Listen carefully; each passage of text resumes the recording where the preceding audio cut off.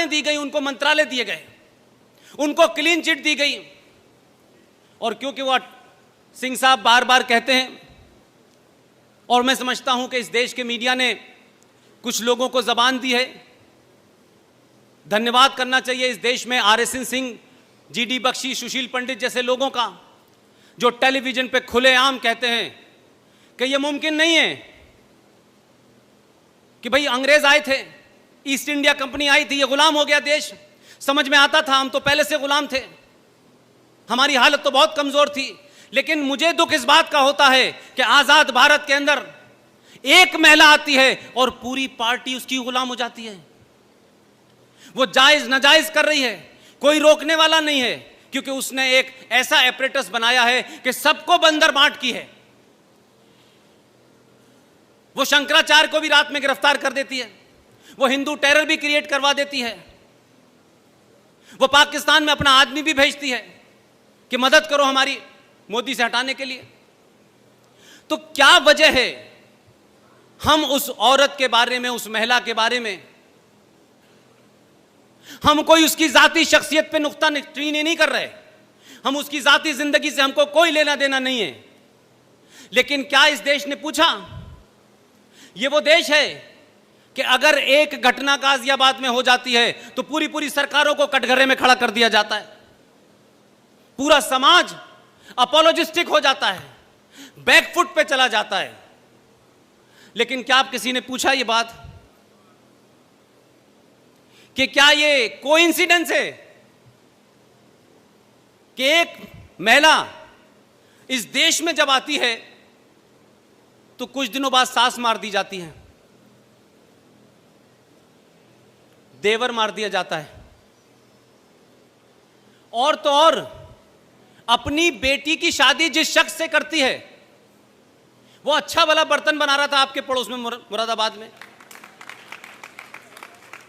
उसके खानदान में सब ठीक चल रहा था, उसके पिता की कमरे में लाश मिलती है, भाई होटल में मरा पाया जाता है, बहन एक्सीडेंट में मारी जाती है।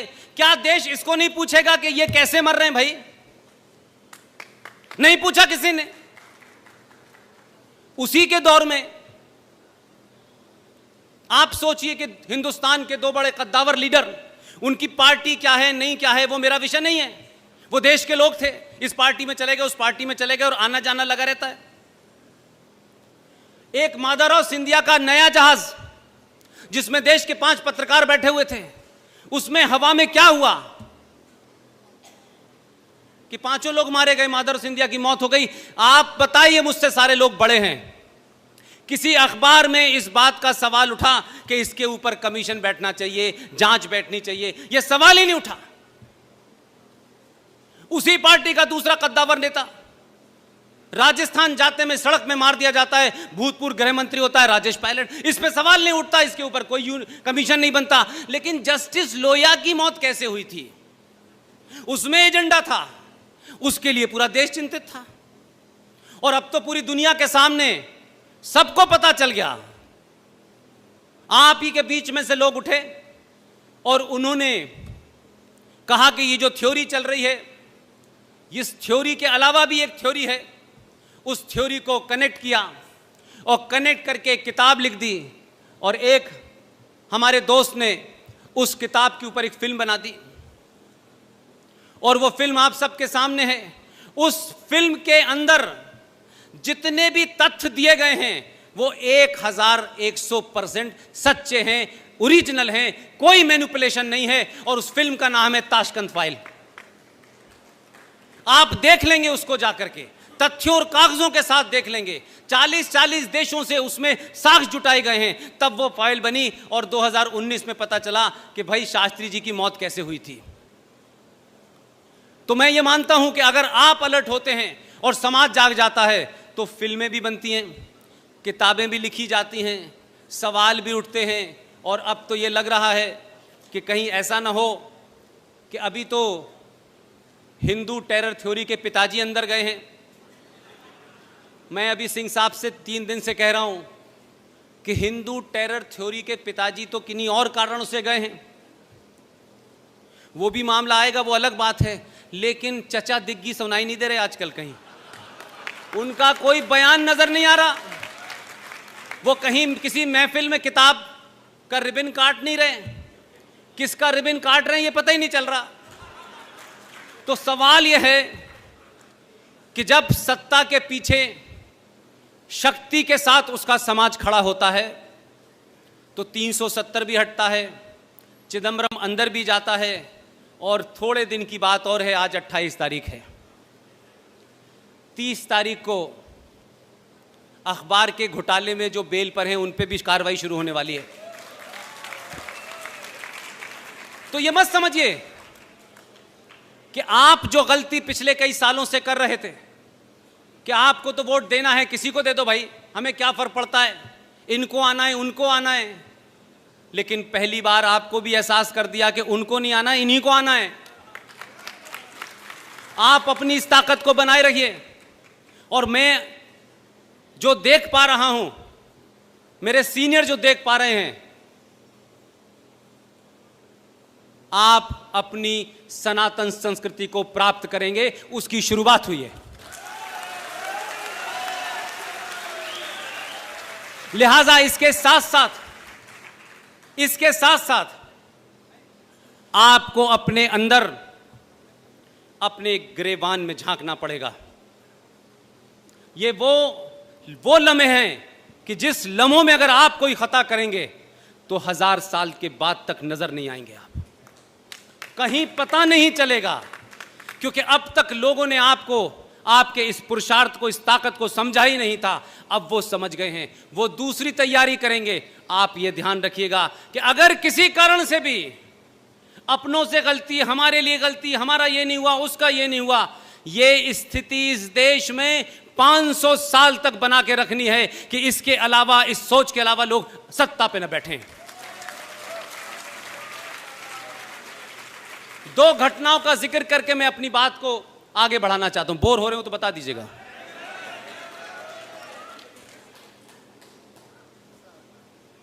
मैं अभी बॉम्बे गया,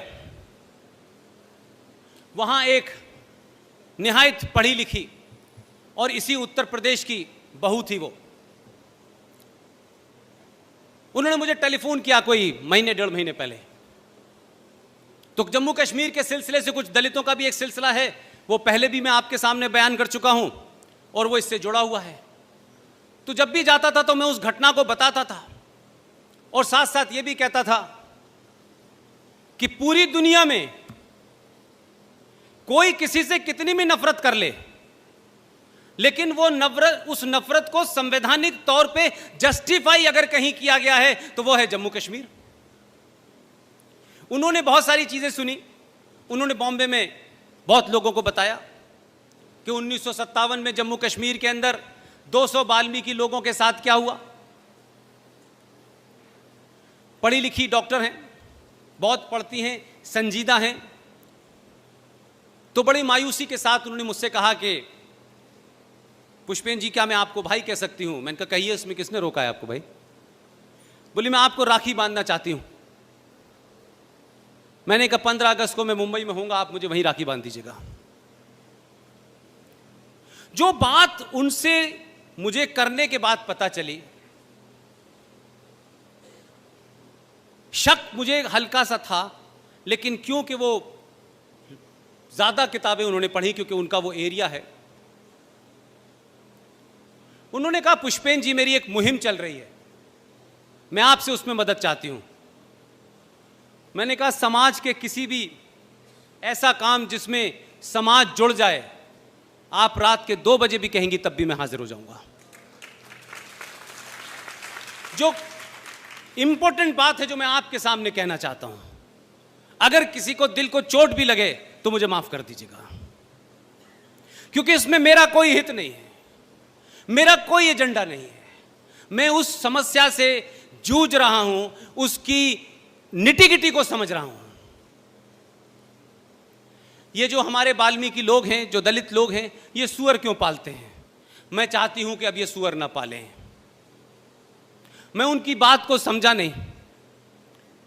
फंक्शन खत्म होने के बाद मैंने अपने कहा कि मेरे होटल में आ जाइए। उनके साथ में 3-4 और लोग भी थे। उन्होंने बड़े विस्तार के साथ मुझे ये बात समझाई, और उस पूरी बात में मुझे लगा कि क्या इतने बड़े सैक्रिफाइस को, इतने बड़े एक ऐसे समय में जब आप खुद खतरे में हो, आपका समाज खतरे में हो, आप उससे समझौता करने की जगह आप उससे लड़ने की डिवाइस निकालते हैं। यह बहुत कम होता है। यह बात अलग है कि जो अब्दुल्ला हैं कश्मीर में, वो मुसलमान होने का दावा तो 300 बार बताते हैं, लेकिन इस बार उनकी हिस्ट्री निकाली मैंने और ये पूछा कि अब्दुल्ला साहब आप बताइए 1722 में आपके जो पूर्वज थे उनका नाम क्या था। अब उन्हें पता है, ये बात अलग है कि पब्लिकली नहीं बताते। ये अब्दुल्ला फ्रॉड, इसके पूर्वजों का नाम 1722 से अगर निकालें आप तो उनका नाम था राघो राम। अब जिन लोगों ने 2 रुपए किलो चावल और तलवार के जोर पे अपना धर्म बदल लिया, अपना नाम बदल लिया, वो किनको प्रताड़ना दे रहे थे, इस रेफरेंस में ये बात कहना चाहता हूं। तो पता ये चला कि ये जो दलित समाज है आखिर ये सुअरी क्यों पालता है। ये तो हिंदू लार्जर फैमिली का हिस्सा था, लेकिन क्योंकि उस दौर में, उस दौर की बात बता रहा हूं, उस दौर में इनकी महिलाएं बहुत खूबसूरत होती थीं और उसका जीता जाता प्रमाण यह है कि उन्होंने कहा कि उस वक्त यह रिवाज था कि जो भी बहू आएगी गांव में वो शुरू के 3 दिन तक शेख साहब के घर पे रहेगी और यह सिलसिला चलता रहा। उनसे होने वाली जो संतानें हैं उस दौर में, उन संतानों के बारे में आप महाराष्ट्र जाइए, डॉक्टर रेखा बंडवाल से मिलिए, आज भी वो संतानें शेख दलित के नाम से जानी जाती हैं। उस वक्त इन तमाम दलितों ने क्या किया, ये ताकतवर नहीं थे, लड़ने की क्षमता नहीं थी, समाज के बड़े वर्ग ने उनको अलग थलग कर दिया था। इन्होंने कहा कि हमारी बहू बेटी शेख साहब आपकी 3 दिन के लिए दुल्हन तो बनेगी, लेकिन क्या हमें यह इजाजत है, क्या हम ये आप इसकी हमें छूट दे सकते हैं कि जो हमारे कुल देवता हैं उसकी हम पूजा करने के बाद इसको हम आपके सुपुर्द कर देंगे। उन्होंने क्या किया कि पहले कुल देवी की पूजा की, उनकी कुल देवी थी, वहां जाके पूजा हुई और ये डिवाइस निकाली कि इस कुल देवी की पूजा में सुअर की बलि चढ़ेगी। तो सुअर की बलि दी गई और फिर उसके बाद क्या कहा गया कि हमारी कुल देवता की जो जानवर की बलि चढ़ती है उस जानवर के खून में, हमारे सबके घर में जब भी बहू आती है तो आपने देखा होगा दरवाजे पे वो महावर रखते हैं थाली में, उसमें वो पैर रखती हैं और फिर घर में चलती हैं। यही रस्म है कि नहीं है? उन लोगों ने कहा कि जो बलि है जानवर की, जो हमारे कुल देवता ने ली है, हमारी ये बहू इसके खून में अपने दोनों पैर गीले करेगी और जिसके भी घर जाएगी ये ऐसे ही जाएगी सबसे पहले।